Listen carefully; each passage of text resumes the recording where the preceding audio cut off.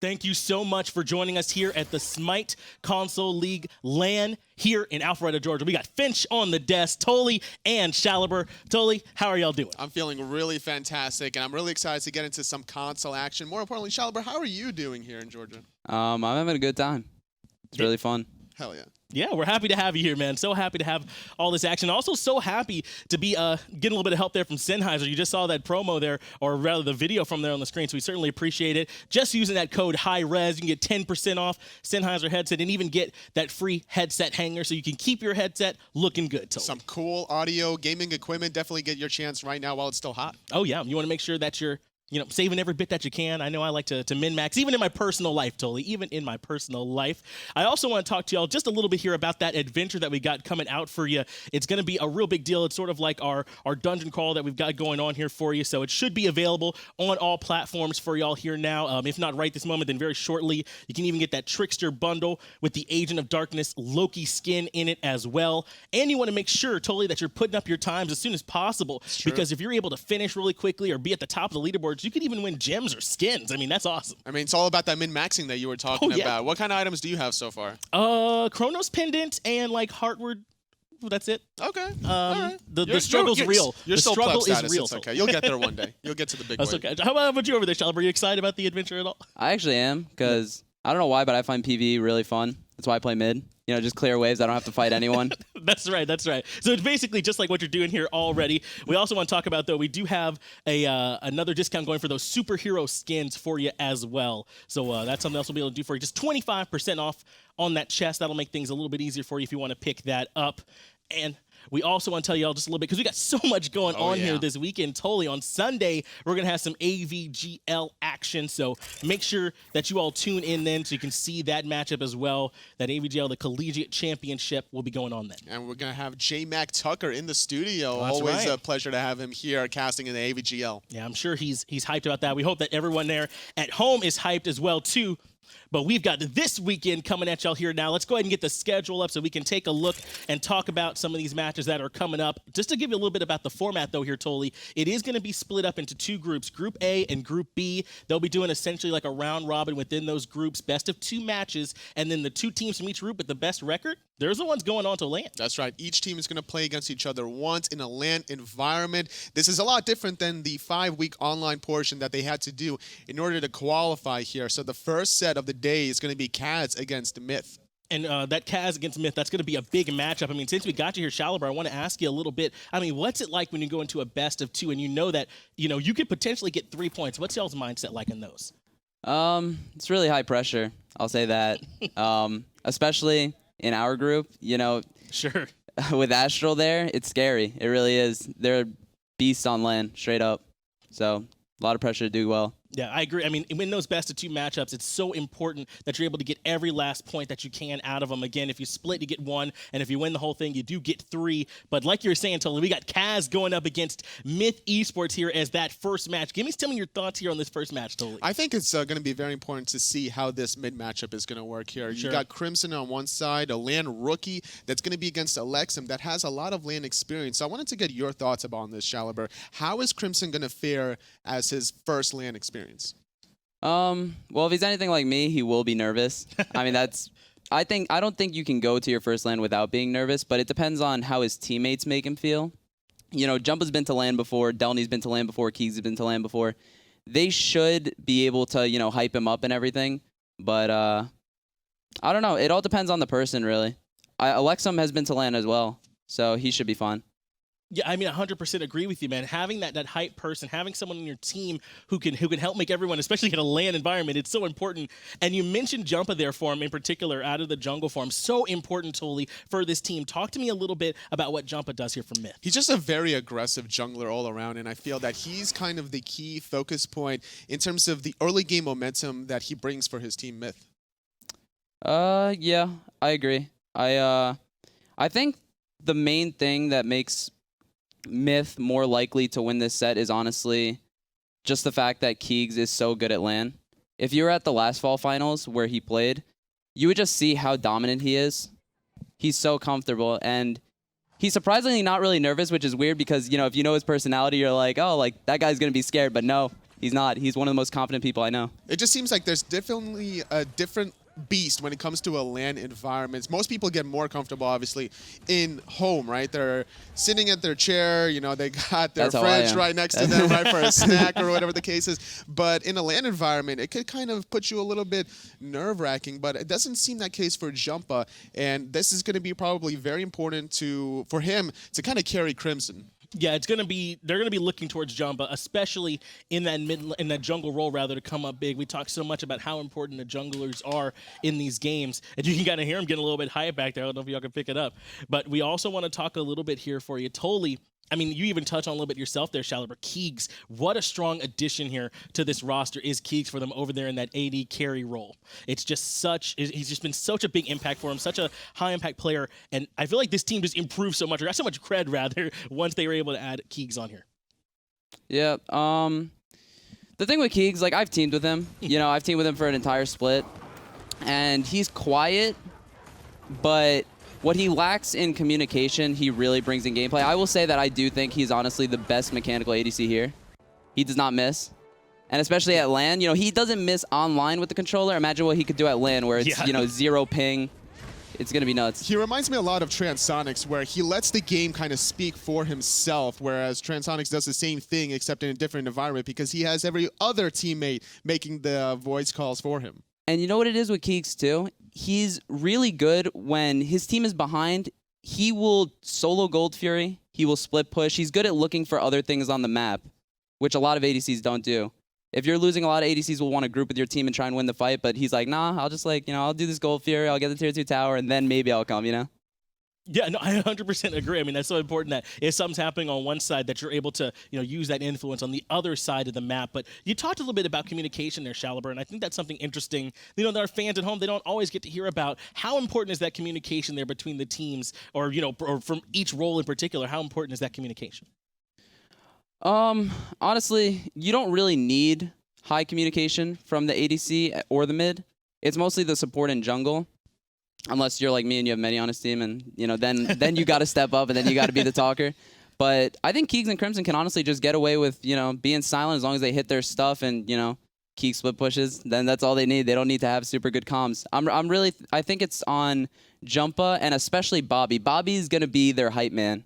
You know, he's the loudest. If you ever talk to him, he's hilarious. He's the one that needs to step up and just make them feel confident if they get a kill. Like, you know, hype them up, scream at the enemy team, stuff like that. And Bobby's Inbowned, right? Yeah, Okay. Inbound. Oh, I'm sorry. No, I know you guys have a lot of, like, nicknames for each other. Yeah. Bobby's Inbound.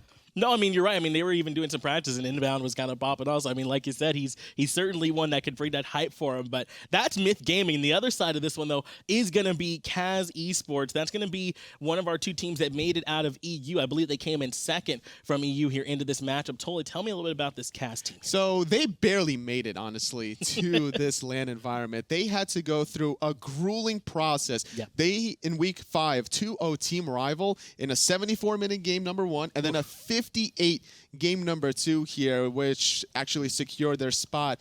And unfortunately for them, though, 2 of their players had visa issues, so now they're going to be playing with BradleyRJ in that support role over Switch, and then HotaruMizushina over Malloy in the jungle. Yeah, and that's rough too. When you come into a LAN environment, you're not quite able to have that whole team that you wanted there. But I mean, they do have some 2 players who can come in and step up for them. And as you said, Totally, I mean, they've got experience grinding games out. The way they played through that last set up against a rival, I mean, they had to 2-0, and maybe it took a while, but they ended up getting it. And the man on your screen right there, Elexum here. He's no newcomer to a LAN environment. Back in 2016 Summer Finals, playing under that Retribution tag. He's been playing quite a while here. And tell me some about the middle tendencies that Elexum brings for his team. Gonna be straight up, I don't watch EU that much, so I don't know too much about how he plays in particular. But what you said before, how they played those, like, you know, 70-minute games or whatever, that's actually insane, especially at the beginning of LAN, because I feel like the first set of every LAN event, people are playing scared. They're playing passive, because, you know, that's when you have to get used to it, and you're not trying to make mistakes. So I would expect this game to be really slow-paced, and, you know, if that's what they're good at, then it might be their chance. Because a lot of LAN games kind of go a little longer than average, and considering they were able to perform that way, that long in home, I think that that's going to bring a lot of good benefits for them here in their first match against Myth. Yeah, especially up against a team like Rival, too. That's a matchup that was tough for them. And so that means they're not scared going against someone who's supposed to be maybe record-wise a little bit better than them. But Elexum here, the man on your screen, we did have a chance to sit down, talk with him a little bit. Let's go ahead and hear what he had to say. None of us is more of an individual player. Like, we always like wait till we can actually start team fighting, and that is where we start playing as a around it. It's like objectives, I felt like we were kind of weaker. We didn't force them enough, but like we know that we didn't, so we like tried to do it extra hard and then we overextend for it. So it was like a lot of issues around that. It's more different because they have other play styles, so you always play against the same play styles in Europe, and then you all of a sudden go against an American one. And the first game is like more you adapting or like seeing what they do, seeing how you can, if it's not going well, what you can do against it or not for the next game. First, like, we didn't really scrim much because one of our players just went to uni, so he didn't have a lot of time, so we always had to scrim with a sub, but if he couldn't, then we already had issues. So we went into this game with, I believe, 4 scrims in 3 weeks. So we were like, we'll just do our best. Then Turtle was like, give me Kuzenbo, I really feel like I can like make it work. So we picked Kuzenbo and he absolutely carried the first game. Without him, we wouldn't have won. Then they even banned it the second game. But like after we won that first game, we were so hyped that we knew like we can win this second one. We can just do it. And he talked a little bit there, did Elexum, about what it's like when you're able to get that first win, Tully, about how that momentum can kind of transfer over, or just having a little bit of that confidence, how that can help you out. So, Shaliber, I want to ask you, too, how much does that first win help? How much does that confidence boost help out? I think it's huge. I mean, even just look at what happened last week on PC with Dignitas. You know, everyone expected them to win, but I'm pretty sure after, you know, the first few losses against Rival, it just, you know, that has to hit you. I think anyone feels that. It almost seemed that they were mentally checked out at that point. And then, unfortunately for them, after they lost to Rival, their first opponent was Energy, and then it was just all shot from there. Yeah, it is so rough when you have to go in after a loss into such a tough matchup. But now we're going to get our chance to see here. What are CAZ going to do going up against Myth Gaming here in picks and bans? This is going to be our first set, game 1 of our Smite console final LAN. And I got to ask you here, Shaliber, since we got you on the desk, do you think that they're going to be prioritizing Crimson at all here in these picks and bans? Do you think that's something they might want to look at? I don't think so. I think that they would want to prioritize either Inbound's gods or KeegsMate, because Keegs is straight up just their carry, and he has a mean AMC, a mean Ho Yi. They want to pick his god at the top, and I think that the reason why they would maybe want to get Inbound's god is because he hasn't shown much so far. All I've seen him play really is Geb, Ganesha, Terra when Terra was OP, you know? I thought on the flip side, though, for Myth, it was Crimson only playing Thoth. So I thought that CAZ would use this opportunity now to ban it away really early. But there's still that secondary ban phase. If Myth doesn't elect it, then it's more than likely CAZ will probably target out Crimson after the fact. I agree. Yeah, if they don't pick Crimson's god top 3, he will probably, you know, they'll ban those gods. I don't think he'll get banned out, though. I think his god pool is big enough. Even if he didn't show it in the split, I've scrimmed them a few times, and he definitely plays more gods than those. Sure, well then there you go. I mean, Crimson able to show up on some other gods here, so maybe not have to worry too much about it. Muzen Cobb, though, is that first pick for CAZ. And I know you were talking about just how well Keegs can play it, so not just getting a strong god, but pulling it away from Keegs. So Myth selecting the Soul here, do you expect this to go in the hands of Crimson or KeegsMate? It's definitely Crimson. It's definitely Crimson. And, dude, I don't know why, but I feel like Keegs is going to pick something weird, because when I was on a team with him, he would always want me to play Soul in mid, so he could just play something completely random into a lane. But with like the an assassin. With a Fafnir, though, that's going to basically be huge synergy in objectives around that Gold Fury between both physical and magical Hunter. Yeah. I was actually surprised by the Fafnir pick. I could have, like, I swear, I thought he was going to pick Ganesha. He ends up prioritizing that Fafnir pick. Kuzenbo and Raijin were the lock-ins for CAZ. So as we heard a little bit from Elexum there in that interview, you know, prioritizing that Kuzenbo pick, and then Hachiman locked in for Myth. So getting to see a lot here of the Samurai. That's surprising because, Shaliber, you were saying how it was going to be AMC and Ho Yi prioritized. What is it about that Hachiman that brings that Ho Yi doesn't really have? Honestly, I don't know, because we haven't been scrimming them since we're in the same group as them. So he's definitely been practicing that, you know, in the off season. in preparation for lab. Without LAN. revealing your strategies, who have you been scrimming against? We scrimmed Obey a little bit, but for the past, I'd say week and a half, we've been scrimming exclusively SB. Okay. Myth, they ban away Odin as well as Ganesh, and then over on the other side, KAZ taking away Athena and a Kabrakan. So they still think, even with Fafnir on the board, that Myth's going to be looking to go a little tankier here too. So maybe trying to limit some more options there for him, totally. And considering that a lot of these teams, in Super Regionals at least, have been bringing out a lot of strategies of double Guardian, triple Guardian, a lot of backline Hunter late games, it's not a bad idea considering that Kabrakan can really lock you down. And when you're playing a Muzen Cobb, you don't have any escaped. You're relying on your relics to be up in team fights. If they're not up, you're not fighting. And if you don't have the necessary peels, your positioning has to be very careful. So KAZ eliminating some of those backline threats. Serqet is the lock-in there for Myth and Shaliber. I love that. Yeah, talk to me about this Serqet pick. That fits Jumpahh's playstyle. If you watch Jumpahhh, every fight he will always flank around. If you're doing a Gold Fury fight, he's going to be going behind the Gold Fury to try and hit the Mage or the ADC in the back. That's how he plays, and Serqet's perfect for that. So he's very opportunistic and methodical about his positioning here. Yeah, he's not a frontliner. He straight up plays like an assassin. The way, assassins are meant to be played, just go behind people. And I imagine as a mid, you love that, right? When like the Serqet or one of the assassins are coming up behind you in a fight. You know? No. That's how they split with us. He came behind, when Keegs was on my team, he came behind Keegs on Nemesis and one-shot him from behind, and there was nothing we could do. And they have the potential to do that. KAZ wanted to get a little bit of that themselves with the Susano pick and then Terra as well. So they actually have that double Guardian you were talking a little bit about there, totally over there for KAZ as Myth locks in Osiris. Osiris is going to be very difficult to gank. It's going to put Delnyy in a good situation considering that Mr. Turtle is going to be playing this Kuzenbo solo, which is not a very common occurrence. No, we won't get to see a whole lot of that, but that's something that we know they'd like to do. And as they said, I mean, they're really confident with that Kuzenbo pick. It's something that they're comfortable on, but now that we're seeing both these rosters here, I mean, you got any thoughts here for me, Shaliber, on these rosters now they're finalized out? Honestly, I think Myth drafted better. I think that the Kuzenbo solo was not the pick. And honestly, I don't even like Terra anymore. I don't think Terra's worth like being a top support right now. I don't think she's a top support. I think that they should have picked anything besides that. So I think that Myth has a more safe and standard composition that you would normally see time in and time out. But KAZ's team comp in team fights can easily disrupt Jumpahhh from getting into that backline. So I think the key focus point for KAZ in order to find the win is to not allow Jumpahhh any sort of kill opportunities, and they should win with the Muzen Cobb late game. All right, well, y'all are my analysts here, so I'm going to ask. I mean, who you got in this game? Totally. Who you think, KAZ or Myth? I think Myth is going to carry in the early to mid game.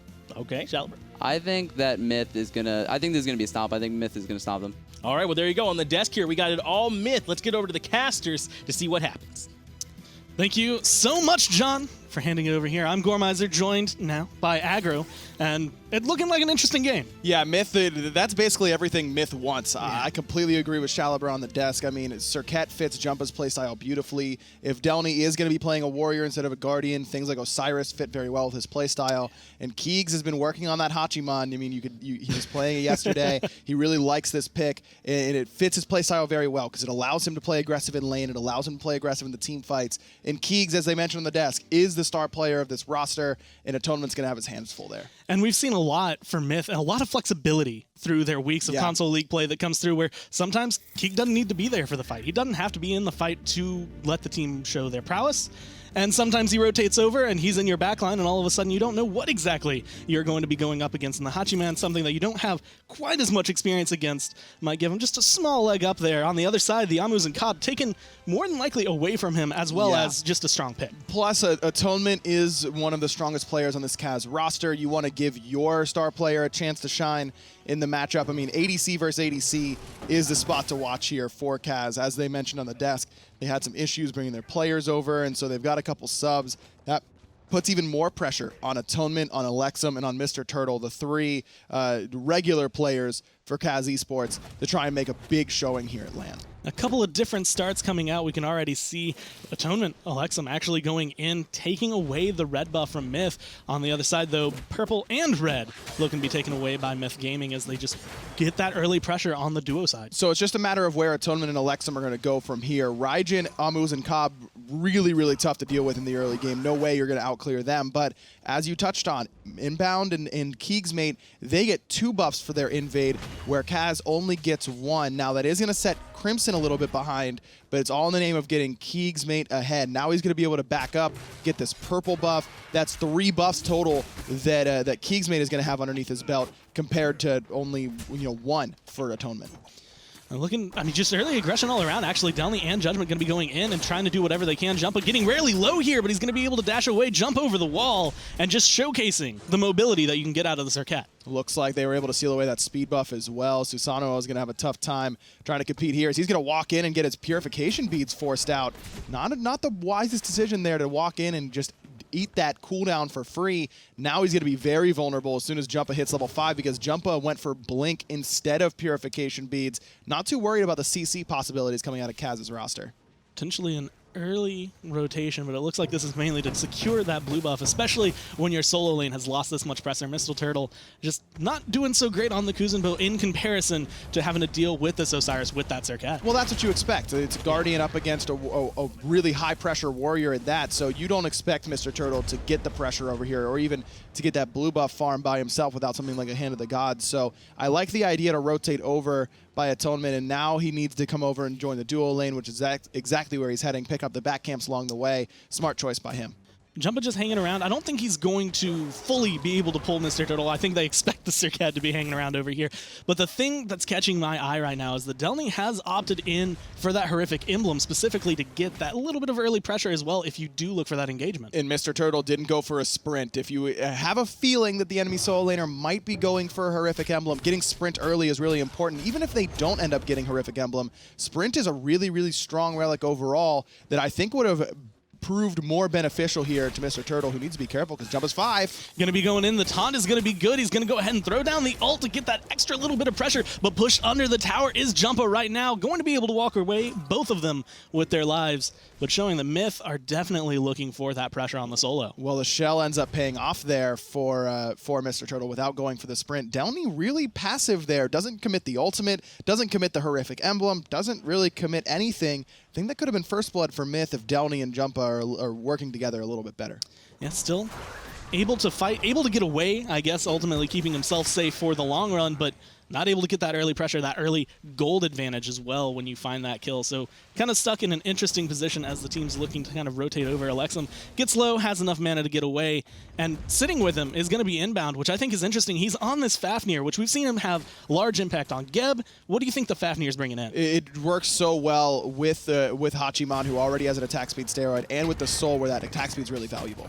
Coming in, Atonement actually going to be taking some damage right now. KeegsMate perfect position to be able to keep him blocked away, but the rest of KAZ has rotated over, and they're trying to get the damage return. Keegs gets low, and that's going to be your first blood. Elexum picks that one up through the wall. Just a little bit too aggressive there for KeegsMate, and a really good stinger by Atonement brings the necessary damage that allows Elexum to finish off that first blood. That's as good of a start as you can ask for CAZ Esports to put down KeegsMate early on, get his purification beads, get his ult, and now if KAZ can capitalize, if that Susano can head on over to that side of the map and gank him again, that's going to put them in a really good spot.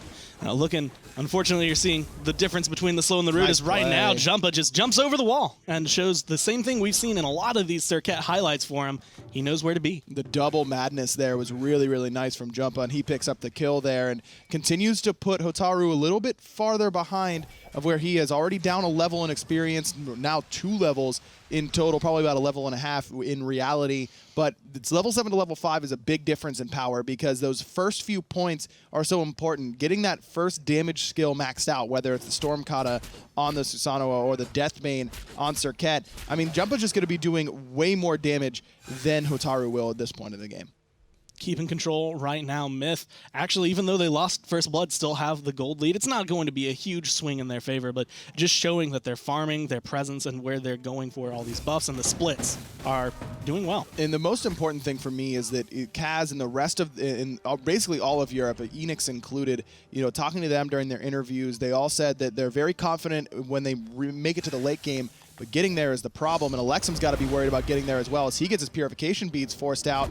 Might be enough damage with the Stellar Burst, and it is Jumpahhh going to be able to get his second kill, but Hotaru's here. He's going to be trying to fight as best he can, but Terra left alone. They're looking for the retreat. They use the Typhoon at the end just to ensure the disengage.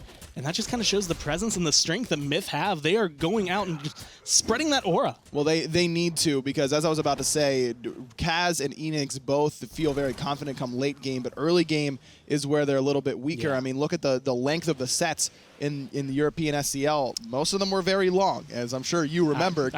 Very, very. And so these teams need to get there to where they're comfortable. And a lot of North American teams are all about pressure, all about getting the lead early on. And if Myth can't do that and CAZ does get to late game, then they might be more comfortable there. So it's important for Myth to get off to a good start. They've done so far, especially in the jungle for Jumpahhh. Especially going up against someone who wasn't originally going to be here. As you can see, Susano going to be taken down almost as he does dash away. Jumpahhh now in a rough spot between 3, gets taken down 2-2, but into the backline immediately inbound, showing the impact he can have on the Fafnir. Goes up into the draconic form, and they're looking for Mr. Turtle. He's got his dash available with a nice stun over that wall. Mr. Turtle's in trouble. The shell won't save him. Crimson gets credit, but it was Inbowned who set him up. And Bradley using the sprint there, too, at the very end to get that disengage. Wasn't able to find it now. 4-2 as Myth just slowly trying to accrue those kills. But like you said, the early game is where they're looking for that pressure. So far, we mentioned KeegsMate a lot early. We mentioned him during picks and bans. Haven't seen him do a whole ton yet. But that's kind of been the way Myth have played. He sits, he farms, he gets big, and then when he rotates over, you're like, where has he been this entire game? And he's just killing you. Exactly. If there's a time where you want your hunter to not really be the focus, it's in the early game. I mean, Yeah. Keegs is fine not having that early start, especially against a god like Muzen who's going to be able to dominate in the early game because his poke is so good, his clear is so good. He's got some health regen with the hive, so even your poke on Hachiman, which is very potent, isn't quite as effective in that matchup. Atonement's done a great job so far. It was one opportunity for Keegs to go aggressive, and CAZ really punished him for it. So now I expect Keegs to play a little bit more passive until his team can kind of hand him a lead, get a Gold Fury opportunity off a pick from Jumpahhh, because he's really been starting it all off for Myth so far. As of now, they're grouping up, looking potentially for these Oracles as they go through. Jumpahhh going to blink forward, and he's going to be trying to get the damage onto Elexum. He's going to throw him away into the team. They're going to clean that one up, no problem. Spread the poison just a little bit to get some damage down onto Bradley, but they're not looking for any extra kills. They're looking for the farm. And that's just good recognition by Myth Gaming that the Purification Bead's still down for Elexum. They just now came up within a few seconds. Within 10 seconds, they had that timer ready to go, and Myth clearly looking pretty clean so far. And that's similar. We have seen a lot of these top teams keep a lot of tracking of those abilities just to make sure, hey, your purification beads are down. We have the timer on that. We know exactly by when we need to kill you. And keeping that heads up play usually lets you get ahead. And look at the XP per minute on the left side of your screen. Jumpahhh up above 500, sitting right around 550. And on the other side, Hotaru at the very bottom, struggling a little bit so far, trying to find that XP and trying to stay close to Jumpahhh, who's really been all over the map so far for Myth. And it's really hard. As Susano, you usually think the movement, the mobility kind of matches Serqet. You can keep up pace for pace, but just not able to find the engagement, sitting at 0-2 and 2, has the assists, but hasn't really been able to have the same impact. Jumpahhh is the initiator right now. And keep in mind, Hotaru coming in, subbing in for this CAZ roster, as some of their players didn't get their visas. Malloy's the regular jungler, not able to attend. So that's tough to kind of not get a lot of practice with your team. Jungle is a very feel-oriented role where you have to be comfortable with your roster and where you want to be, where they want you to be. It's very difficult to do so. So he's been put in a tough spot, and Myth has done a good job of capitalizing on that so far. And as we have seen out of Jumpahhh, it's very intricate to your team being able to get that success early on, being able to find those kills, pick off individual targets or in multiple team fights. If you can hit both of them with the taunt, you come through as a Serqet and have a very large impact and just need the follow-up. And so far, Myth has been able to step up every step of the way there. Left side of your screen, Jumpahhh gonna blink in onto Atonement, but a really nice purification beats just in time though, Keegs. So going pretty aggressive, using that mounted archery, gonna put good poke onto Atonement, but good quick purification bead saves his life. A lot of calm and patience really coming down out of there. The Muzen never looked too worried as Delnyy going to get pushed onto the tower, but at this point, Osiris isn't as worried about the tower damage as he could be early on. Even with the jungler sitting right there, he looks at the level advantage. He's 3 ahead of the jungler, 2 ahead of the solo, so he's not too worried. His mid-camps, Crimson, stunned out, but no one on CAZ is really going in on their advantages. And I like this early Stone of Gaia for Delnyy. Now he's very squishy to a rotation from Elexum, and that's what I'd like to see CAZ do. Try and push Elexum to the right side of the map. He's got plenty of damage, but between a nearly fully stacked Book of Thoth and a penetration boots. The Stone of Gaia start really great because you're not worried about dying in lane to the Kuzenbo. He just doesn't have enough damage to kill you. And so you're getting a cheap 2,000 gold item that gives you a ton of HP, a ton of regen. Delnyy never feels like he has to back anymore, but he's got no protections anymore. So him backing right now, trying to get that protection item online is pretty critical. Plus, having hit level 13 means that he has access to that second relic, and he's going to be one of the first on the right side of the map in order to get access to that. So Myth can kind of take advantage, try and play aggressive with Delnyy having the relic advantage. And Delnyy looking to be as aggressive as he can going into the jungle right now, looking to try and steal it up. The same can be said for Jumpahhh, who's getting relatively low. A couple more ticks of damage is all it takes. The Stinger was used, and Atonement picks that up. But the Gold Fury is at 50% health. This is what Myth want. Now they have a lot more to deal with in the process of getting there. Inbound trying his best to be able to block this, but it's just not going to work out. It's going down. Myth are going to be able to confirm that one, and they're still going to be able to walk away with a couple kills. Crimson's going to get Atonement. Now BradleyRJ's in some trouble, but here comes the rotation in from Elexum and Hotaru. They were able to pick up a kill onto Delnyy on the right-hand side. Elexum decided he wanted to go and defend speed buff. Doesn't look like they were able to defend it either way, but Crimson's in some trouble in the mid lane. He's going to fall before that Disapparate goes off. Elexum gets credit. Just a little bit too greedy there from Crimson, and Myth just looking a little scattered all of a sudden. And this is kind of what you said was highlighted through all the interviews as well as what the players have been talking about. EU, they stand by their late game. The longer this goes on, the more comfortable they are with the damage they can output, their positioning, their team fights. Early on, Myth need to get it rolling, and right now they have about a 3,000 gold lead, which is a good start, but you have to be able to hold on to it. That Gold Fury definitely helping them out a lot. As you can see, it just dipped right down. You can see those kills picked up by CAZ on the charts, just making a small enough dent and a cutaway. And Jumpahhh just going a little bit too deep for my liking in the zoning idea there. Now he's going to throw Mr. Turtle underneath that tower, only going to take one tower shot for it. Going to look for that auto attack to combust those poisons, but just can't get in range, so Mr. Turtle is going to be able to get away. Just walking on now. Kuzenbo, not worried about it. Kuzenbo, He has a shell. He's happy, and he's going to be able to just run away. And now it actually looks like we're going to see Susano come over and look for some aggression. Just the presence of him being there, even only at level 11 right now, he's caught up to Jumpahhh, so he's been able to kind of equalize the gap between them. And now he's a little bit scarier to Myth. Without a doubt, and he's got that Heartseeker now as well. Movement speed, power, penetration, and that's all just before the passive comes into play, which is one of Heartseeker's greatest assets, is applying your physical power as extra damage onto the next ability after you get 5 stacks. Such a potent item to really get effective poke onto the enemy. And now Crimson, now Jumpahhh, they have to be very worried about how much damage output that Susano is going to have.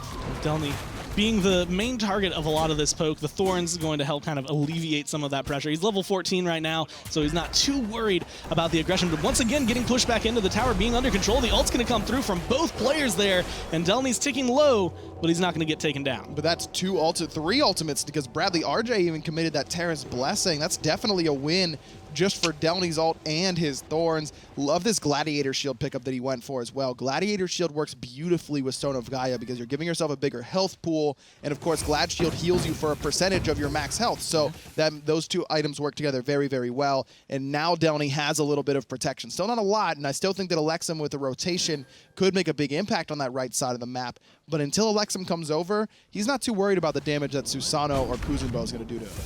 And coming through, we saw Myth kind of tempting fates with the Portal Demon there, but they aren't going to push it too far. Still 14 minutes, 6-5, and Jumpahhh again going in deep, trying to get the kill onto the Susano, and he's going to go for the ult and throw him into the wall, trying to get that extra pressure, but he's taking too much in return. Kuzenbo comes around and picks up the kill for the solo laner, tying it up 6-6. Jumpahhh had beads that whole time and just didn't use them. Jumpahhh got off to a great start in this game and has really just made some bad decisions now that have really allowed CAZ to get back into this game a little bit. If Jumpahh's able to keep pushing his lead, continue to play aggressive, I mean, there's no way that a Serqet that was up 2 levels basically, and a Osiris that's up a level over a Kuzenbo on the right side of the map should be giving up buffs there. That should be Invade City on the right-hand side. That should be Myth's jungle to control, and they just haven't done a good job of it so far.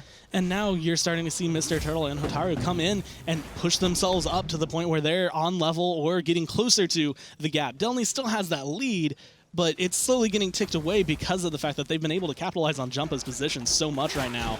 And as it stands right now, Delnyy all on his lonesome, still level 15, still hitting very hard, but in a 1v2, it's difficult. Oh, Delnyy off the mark with the ultimate. That Lord of the Afterlife could have been a kill there for Myth Gaming in a 2v1, but just a little bit off the mark, but it still opens this door for the invade.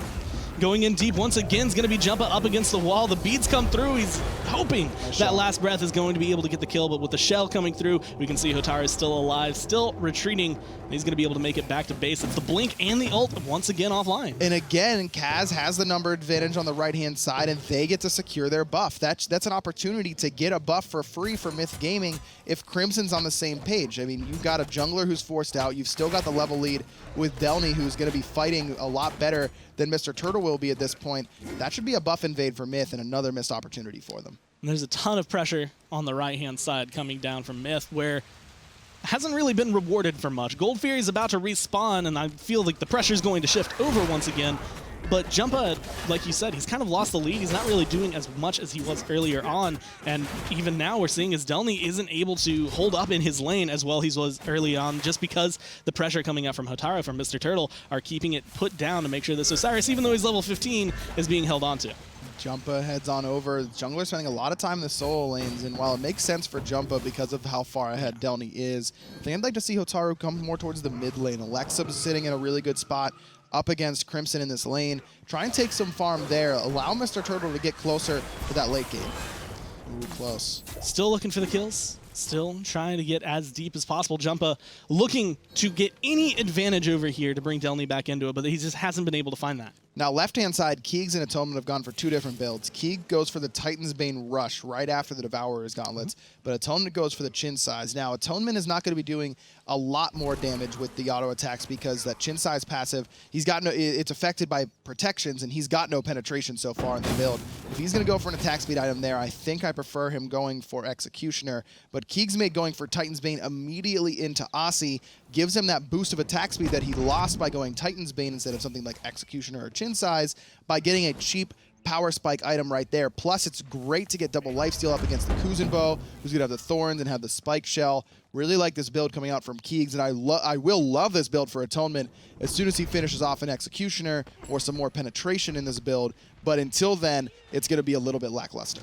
And keeping yourself alive for KeegsMate, that is pretty much number one, as we've mentioned. He's going to be the one that can come through and have a relatively large impact for the team. Haven't been seeing his name much except for that death earlier. And when it comes down to it, he hasn't been rotating in. We don't expect to see that, although 17-17 right now, these ADCs are definitely going to be hitting a lot harder once they do make that rotation. And as you mentioned, I mean, this sort of slower game pace favors CAZ Esports. They've got a good late game composition with the double Guardian. Terra can be difficult to deal with in the late game with how potent that Terra's Blessing becomes. And they've got plenty of damage, especially from a distance, with Elexum, whereas Myth has to be pretty close to you to deal that damage. Atonement looking to get focused down, but Beads and Aegis going to be used to keep him alive there, but that just spells Myth Gaming wanting to rotate over, especially with the Gold Fury up this left-hand side of the map. It's got a lot more appetizing for anyone who's really hungry. Jumpahhh lurking. There's the blink, and the ultimate was ready. Atonement, no relics and no life. Keegs gonna put himself on the board. Right now, Elexum over the wall, going to try to get away. Delny's chasing him down, and finally we're seeing the slow come through. Aegis is going to be good, but it's in a 1v1 until Hotaru comes over, and he still looks like he wants to fight. I like that idea from Elexum. Push away Delnyy, but this whole time, Myth is getting the Gold Fury. Mr. Turtle tried to steal it, but a good secure by Crimson. Make sure that Myth end up on top. Delny's still going. Right now, just doing the most he can. Coming up around Mr. Turtle, might be able to catch him out. The rest of the team rotating over. Portal Demon immediately is the call. Delnyy just pushed back so many members. Got them at least low enough that Myth, Gold Fury, Portal Demon, easy objectives for them to pick up. They're going to get that big swing over in their favor. Now a 5K gold lead, and they're still looking for more pressure. Delny's not done. And that's that AoE team attack speed buff between the Fafnir and the Hachiman with a Soul and a Hachiman. I mean, that's so much damage on objectives. That Gold Fury didn't take long to go down. That Portal Demon was gone in the blink of an eye. And that's why this composition works so well for Myth. As soon as they get an opportunity to pull an objective, they're going to shred it very quickly, which is another reason why this Titan's Bane works so well for Keegs against these objectives. Mr. Turtle going to get pulled in. A lot of damage being dumped into him. The shell comes through, but it's not going to be enough. He does ult, but ticking down. Jumpahhh picks up the kill, looking to try and return to form here. And not only is that good for shredding objectives, like you had mentioned earlier, but towers are not going to stand long here for KAZ's Atonement. barely walking away with his life. Keegs looks like he's has looking ult. for that kill, but not sure if he can go for it and try and find it. Actually going to end up falling back just barely. I am escaping. shocked. I am shocked Keegs doesn't use the ult to go underneath that tower. One shot does it. If he knows Atonement doesn't have Aegis, that is almost uncharacteristic of Keegs to play that passive.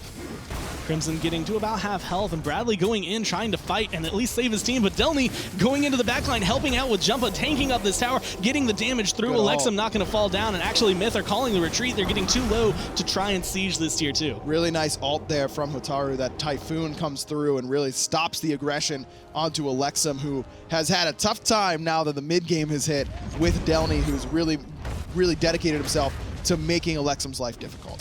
But we mentioned it earlier. They mentioned it in picks and bans. KeegsMate doesn't need to be in the fight to have the impact. He's looking for the split push, and he's going to be able to help get some pressure down through mid right now. We're going from what was essentially 6 to 5 towers is now 5 to 4 towers in favor of Myth, as they're just slowly picking those up, and as that goes up, so does the gold. And this is a good time to reset for Myth, because some of those numbers haven't backed. Keegs hasn't backed after getting a tower, a Portal Demon, a Gold Fury back. Get your items ready to go. And now Myth Gaming has an opportunity to siege down towers very, very easily. That's where I'd like to see them put their pressure, is on the left side of the map, in the mid lane, even on the right-hand side. It doesn't really matter which lane they want to go for. If they go for mid or right, it does give them an easier path to the Fire Giant if the fight goes very well for them. But even though they aren't ahead too much, if they just stick around and stand in front of these towers and make KAZ answer a push, if KAZ is slow to respond between the Soul, between the Fafnir, between the Hachiman, these towers are going to go down so fast that KAZ needs to be in position before this push begins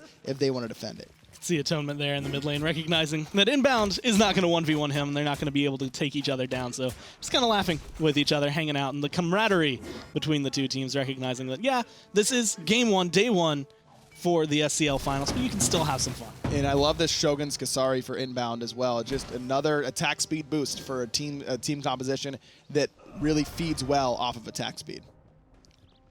Inbound. His aggressive positioning looks like the perfect setup for the team, and he's just being a big distraction because right now Soul and KeegsMate are going to be pushing down as Atonement getting pushed around himself. His age is going to be ticking down, at least eating up some of that Good poison, body but block. he's still going very low, and Keegs coming into the backline, not going to be able to find the ult, but now he's just looking for Elexum, and he gets the stun, so he's going to be able to get the kill. Ooh, one more auto will do it, but he can't find it. Good play by Hotaru on the backside. He cleaned up Jumpahhh, but look at Keegs just going in onto all of CAZ Esports. Right now, hitting every shot that he needs to. Another kill picked up here for the Hunter on Myth, and they got 2 towers on the left-hand side as well.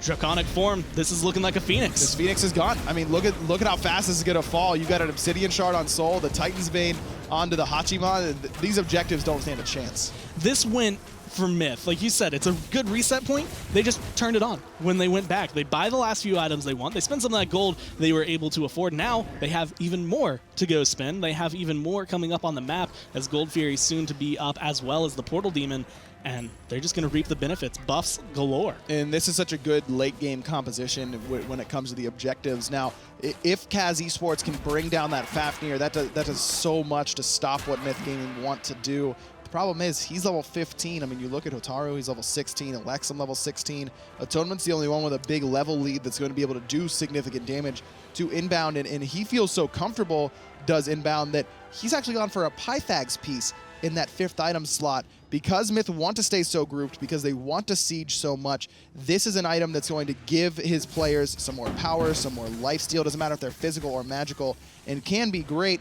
If this, overall, this is a little bit risky though, because this is an item that gives him no defense, no health. So he's just relying on those first 4 items. He doesn't have a ton of protection, especially of the physical nature in that build so far. I think an Emperor's Armor would have accomplished a similar thing with sieging towers very quickly, but with a little bit less risk involved. We were mentioning synergy between Inbound, Keegs, and Crimson, and now there's a Belt of Frenzy in the mix as well to be able to push things up even further. Portal Demon was no issue for the team. Delnyy once again going in deep. This time caught between 4, and actually ult's going to be dumped into him, but he just jumps away, dodges a lot of the damage, isn't able to run out of their Myth. In the meantime, pick up the Fire Giant, and they want to turn this around. And this is what this composition wants to do. Jumpahhh blinks in, finds Hotaru somehow through all of that team fight, and Keegs going to be able to get the kill onto Elexum, set up by Jumpahhh. Bradley getting low and looking to be the next target, but we can see Crimson Keegs both holding back. They're recognizing objective over the kills. We're not playing Arena.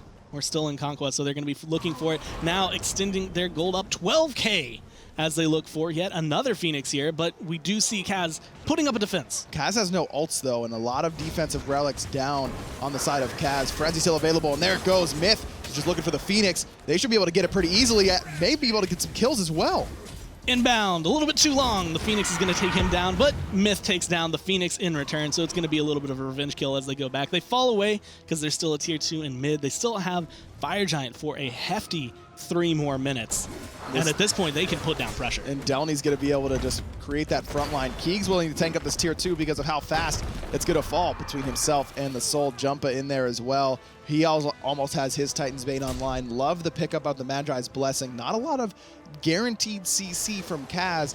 You see Magi's against comps that either don't have a lot of hard CC or unreliable hard CC, or teams that have a lot of it. Magi's against teams with a lot of CC is great because then you have an extra use of purification beads, basically.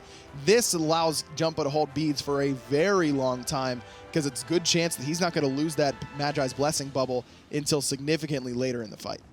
Another Gold Fury and even more gold for Myth as they go through. We do have a ton of items being built up. 17,000 being picked up on their side, and that's like 27 minutes. They have definitely put their foot on the pedal, and they're trying to close this down. No towers remaining for KAZ. 2 Phoenixes down, and with still Fire Giant for another 2 minutes, Myth have the distinct advantage. And here's what Europe has to adjust to, is that in their games, a lot of them go long, and a lot of them are very comfortable in the late game, and that will be undoubtedly valuable to them during this tournament. But a game does not go 70 minutes without mistakes from the team that's in the lead, and not just a couple mistakes, like a lot of mistakes.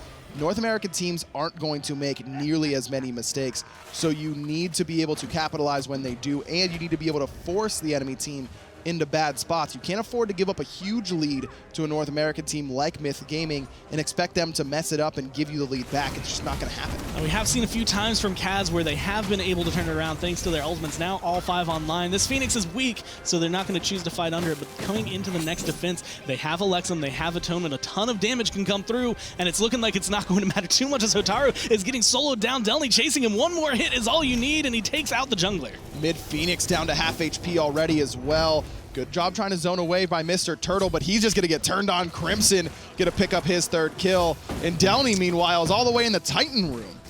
He likes to hang out in there as he goes forward. The 3rd Phoenix going to fall down, looking for game number 1. Myth are standing at the door, looking to take the Titan down. A double kill for Keegs, a triple kill for Keegs to close it out. A full deicide, and that's going to be the Titan kill. Myth take game number 1. And it didn't look too difficult for them. A couple sloppy moments for them, without a doubt. Jumpahhh throws away a lead a little bit. I don't think they pushed their lead in the solo side as much as they should have with that composition, but it ends up not mattering because as soon as Keegs starts to join the team fights, what happens? A quick Gold Fury, a quick Portal Demon. Keegs picks up 2 kills by diving into the enemy back camps, and that allows him to get the Phoenix. There's a reason we're talking about this guy so much when it comes to this team. He's a superstar.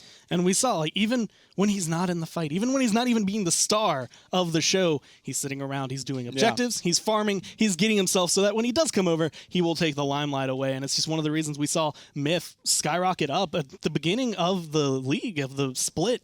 They weren't looking that great. They were able to rise up, and now they take game number 1. We're going to throw it back to the desk so they can break it down for us.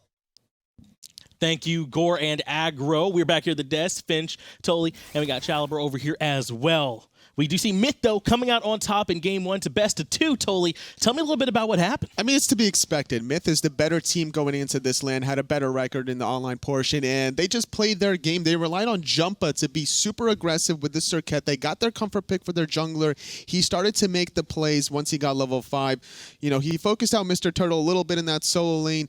Delnyy got super big in the late game, and Keegs just transitioned like a monster. It was definitely the Keegs show. I think that KAZ played a little bit too reactive. Like at the start of the game, you saw that Myth was just playing corners, and they were just walking in and dying. Although I will say that I don't think Jumpahhh looked that comfortable that game. If you watched at the start of the game for the first like 15 minutes, he was doing damage, but he was also killing himself every fight. Yeah, he couldn't like really find the kill in solo lane, sometimes in mid lane.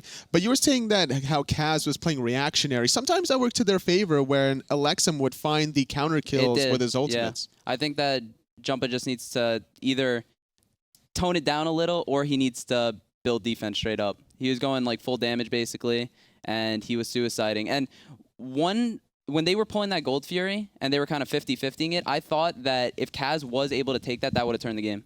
Look at how much damage mitigated is on the screen there. Yeah, Delnyy with 36,000. That actually helped them a lot around the 19-minute mark where Myth got that second goal fury because Delnyy was doing such a good job zoning the entirety of KAZ. Yeah, Delnyy looked unkillable to me at that game, or very near that. He had such a big impact for them on that Osiris. And you talked a lot about Jumpahhh there on that Serqet, and I think you're right to focus in on that, Shaliber. Jumpahhh was all over the map for them, and he was trading his life a lot, yes, but I mean, I feel like he was the one that was really putting the pressure onto KAZ in that early game. Yeah, I mean, it ended up working out. KAZ also focused really heavily on the solo lane, which kind of didn't make sense to me because, you know, I didn't think they had much kill potential. I think they did kill him once, but they were sitting there the whole game and it just didn't seem like it was paying off. Keegs was getting so far ahead, and then it was just the Keegs show, like, at the end of the game, you know? And then because of how much focus in that solo lane there was, Jumpahhh got a huge level lead over Hotaru, so that wasn't really favorable for him. And especially as a Susano, you want to be able to get those levels, get the damage, get the items. And it really hurt him, too, because the game for KAZ kind of starts off almost best-case scenario, really. They get first blood for Elexum onto Keegs. It feels like the star of the other team falls, perhaps, and then Elexum, one of their star players, gets the first blood, and they just couldn't get that pressure back. Shaliber, I mean, when you're mid and you get that first blood, is that something that you can really make impactful, or is it a little If I get overstated? first blood, I go off, straight up. like I am by no means, like, the carry of my team, but, like, whenever I get, like, early kills like that, I just, you know, I push it. Especially as a Raijin, right? Oh, Like, yeah. that's such a great late game god. Yeah. Yeah, that Raijin one it's so big when you're able to play that, but the one that ended up running the show, as you all said, the god we're seeing right here on the screen, man, KeegsMate on that Hachiman totally. And you were talking about it, Shaliber, how Keegs is going to be the focus point for picks and bans, you know, going for the Muzen or the Hou-Yi. And KAZ thought so as well, because they first picked the Muzen. Yeah. They didn't ban away the Hou-Yi. They kind of expected that probably to go to Keegs, but instead, he kind of throws a curveball and picks a Hachiman. Yeah, and I don't think any other ADCs are playing that god right now, and I think that gives him an advantage. Me personally, I've never even played against it in a scrim, so I have no experience playing against it, you know? So if you don't practice against it, you don't know, like, what he can do with it, you know? And you could tell how confident he was with his god because he got first blood because of how aggressive he was between that purple and red buff at the 4-minute mark. And then there were so many times he tried to take the 1v1 fight against Atonement and then, you know, forcing a lot of relics, being able to just capitalize on Atonement every single time. And that's what we saw there. I mean, they were able to get that capitalization to show up for them there in that last game. But that was just game one. Of course, it is going to be a best-of-2 set that we're talking about here, where if you get 2 games, you get 3 points. And if you split, you get 1. So still trying to find a way to get at least 1 point here is KAZ going up against Myth Gaming. I want to talk